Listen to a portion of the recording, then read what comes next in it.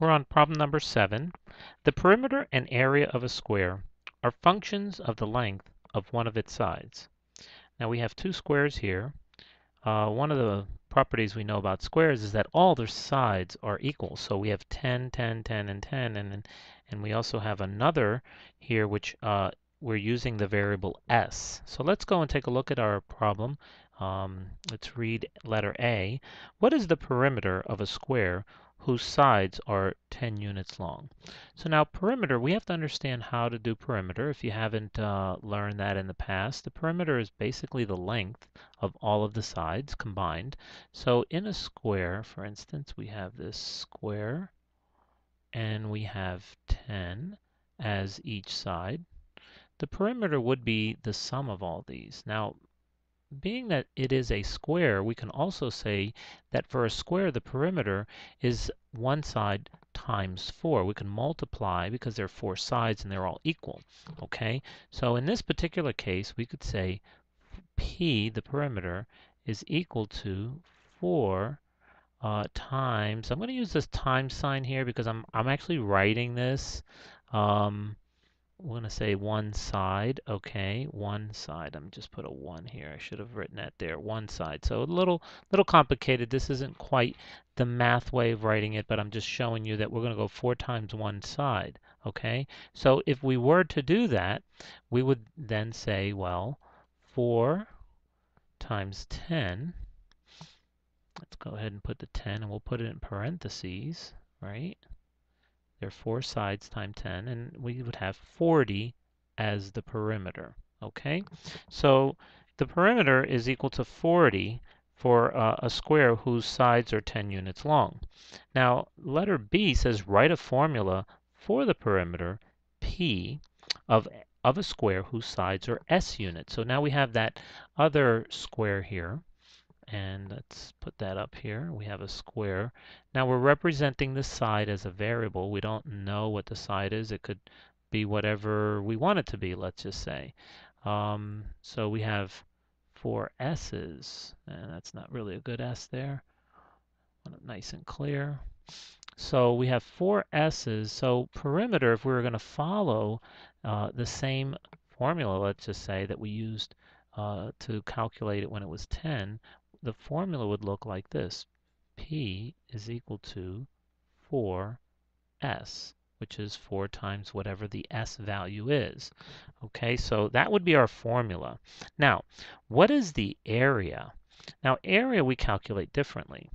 Area is calculated by multiplying.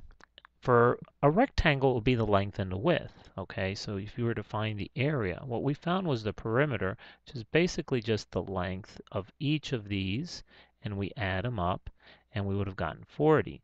Now, we want to represent area by understanding what is all of this space in here. Okay, we're calculating all of this space. So for us to do that in math, we would multiply area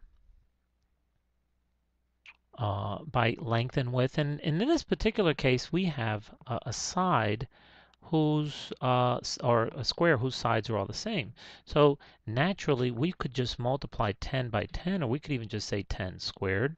Okay. We could have said 10 times 10. Okay. Length and width. Okay.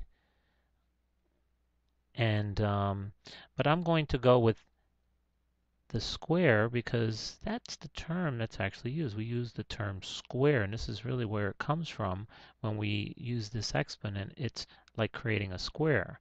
And the area contained within is 10 times 10, or 10 squared, which would then be 100.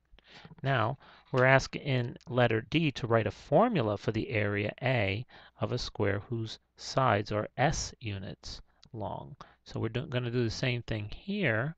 This area contained within, and I'm not actually covering all this area, it would all turn white, but if we wanted to calculate the area that's contained here, we would then say A is equal to S squared. We would square one side, which means we're multiplying one side. And again, if you haven't worked extensively with areas or perimeters, If you had a rectangle, would look something like that. We might call this the length. Okay, the L. Usually use a small letter. I'm going to draw a big L so it doesn't look like a 1. And then we have the width, or depending on how you look at it, one could look at this as the width, obviously how wide it is, and the length. But nonetheless, what you want to make sure is that you're multiplying the two values here to get that area. This would be the other width and the length, and they would be equal, right? Because this is a rectangle. So to find the perimeter, well, let's just say the perimeter would be 2 times L plus 2 times W. Okay, so we would have added. That would have been 1 L and 2 L's, so it would have been 2 times L, and then W and W, and W 2 times W, so we'd have 2 L's and 2 W's. We would add them all up, and that would be the perimeter, and then the area would simply be say the length times the width. Okay, so that's what we applied here, but being that this was a square, we don't really have to say L and W because this side is always going to be the same as the other four sides. In this particular case, because it is a rectangle, though you can technically say that a square is a rectangle, but not all rectangles are square, we would say the length and the width and the length, or the length and the width. So that's how we do perimeter and area.